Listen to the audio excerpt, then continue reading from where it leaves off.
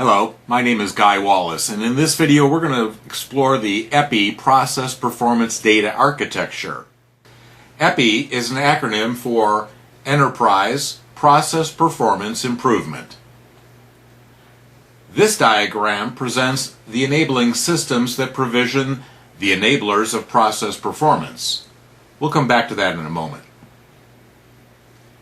In our EPPI methods and processes, we first look to the process itself, or the processes, and systematically derive the enablers for the targeted processes. This simple view of a process is probably familiar to you. Inputs are converted to outputs by the process.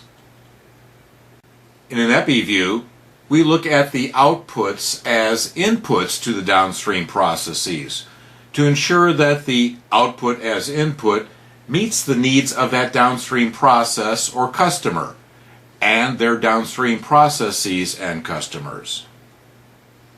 Measures of both products, the outputs that are inputs, and the processes that are produced are critical. But how are these measures established? Is it the call of the downstream customer? No, it is not. The customer is not king of the stakeholders. In this example hierarchy of stakeholders, which is provided for illustrative purposes only, as your situation and view of stakeholders and their hierarchy may very well indeed vary. But why a hierarchy? Well, to deal with any potential conflicts in the requirements of your various stakeholders.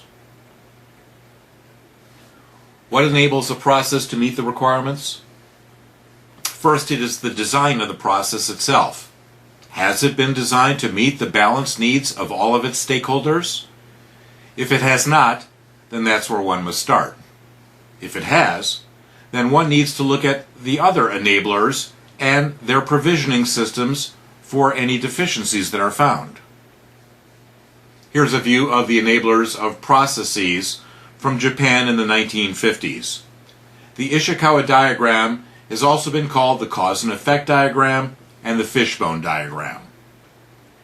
In EPPI, we use a variant on that view, where we organize the variables into two categories, human enablers and the non-human environmental enablers, or human assets and environmental assets.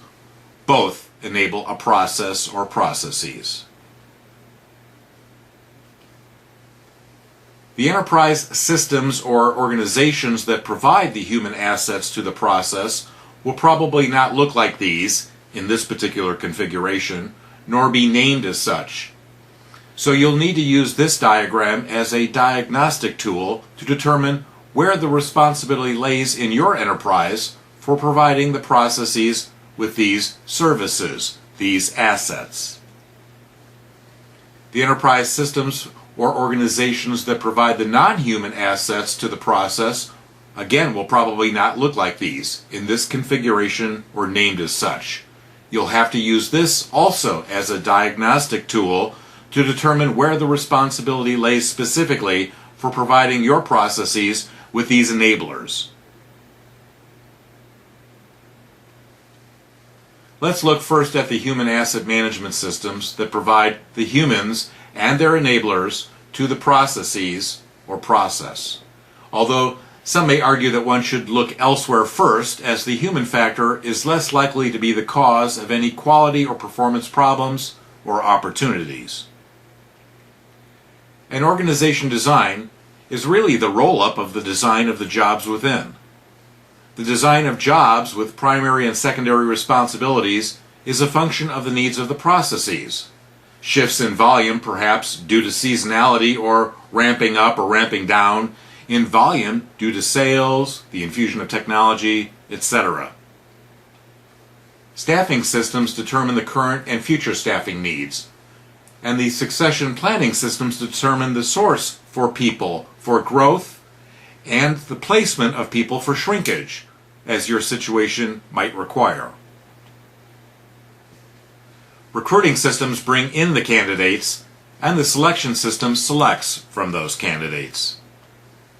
The training and development systems handle the onboarding development needs and the ongoing development needs, conducive to the processes and the requirements of all appropriate stakeholders. The performance appraisal systems determine the performance adequacy of the people and, as needed, handle performance management issues. The compensation and benefit systems provide those based on the needs of the process and marketplace conditions. Reward and recognition systems, to be effective in rewarding a job well done by an individual or by teams, needs to know what a job well done looks like. Next, let's review the environmental asset management systems. Many systems within an enterprise provision information and data to the process or processes, to the humans, and to the other non-human systems such as information technology systems.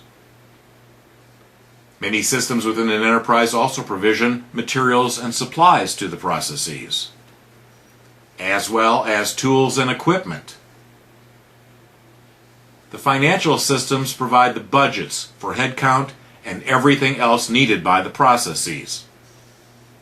The facilities and grounds may or may not be important enablers, process depending. And last but not least is the culture and the consequence system in place, deliberate or inadvertent, that enable or inhibit process performance. Again, your enterprise enabling systems won't be found in this configuration or by these names, and you'll need to use this as a diagnostic tool to determine where the responsibility lays within your enterprise for making sure that the process has the adequate enablers in terms of the right quality, at the right quantity, and at the right time. Back to the process or processes. Outputs are inputs downstream. Processes may be portrayed in many different manners. EPPI uses a performance model that captures both ideal and current state gaps. If process maps exist, they are leveraged to structure the performance models which capture and report additional data beyond the typical process map. EPPI also scales up from individual processes to the entire enterprise. This example shows 3 levels. However, your situation may vary. But the concept is roll up and roll down. Just as budgets roll up and down, so do these EPPI data sets.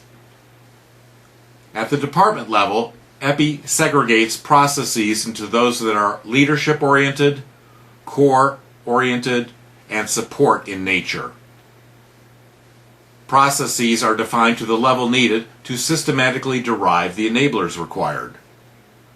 Those enablers sit in an architectural view or an engineered view, linking both the processes and the enabling systems or organizations and their processes that make process performance actually happen. What does your analysis data assess or drive? This is all covered in my 2011 book, Analysis of Performance Competence Requirements. I have done over 250 of these types of analyses since the late 1970s, and I have trained my own staff and the staff of my clients in these methods going back to 1983. I have been assisting my clients as an external performance improvement and training consultant since 1982. I have several books all related to enterprise process performance improvement, focused on instructional design and non-instructional design interventions. I offer the following workshops and coaching sessions or combinations of them.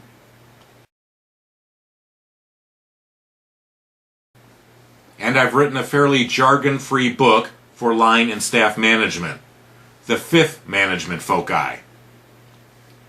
The focus or foci of the 5th management foci is on 4 key variables and the all-important aspect of avoiding foo-foo and using evidence-based practices, avoiding snake oil. I've supported over 60 firms and more than 40 Fortune 500 firms using these EPPI methods and processes. They are indeed field tested. Contact me if you would like to explore this approach to enterprise process performance improvement. Thank you.